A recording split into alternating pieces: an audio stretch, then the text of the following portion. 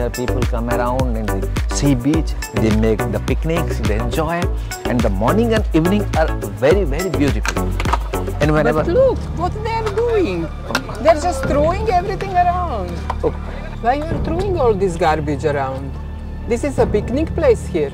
आपण माने ये कौन करछंती बनभोजी करबा आड़े वर्ज्य पदार्थ गुड़िक एणे तेणे पकई ए सुंदर परिवेश को नष्ट कहीं करछंती एठारे दुर्गंध भी हेलाणी ए दुर्गंध परिवेश जोगु विदेशी पर्यटक माने जदि मुह बुलाई फेरी जिवे से माने केबे भी आउ एठिकी आसीबाकू आग्रह प्रकाश करिवेनी मन रखंतु पर्यटक माने हेले आमर अतिथि भोजी बात परे वर्ज्य वस्तु गुड़िक एणे तेणे न पकई एक निर्दिष्ट स्थान रे बा डस्टबिन रे पकातु निजे ए सुंदर परिवेश को उपभोग करंतु आउ पर्यटक मानक भी आकृष्ट करंतु Sorry, ma'am.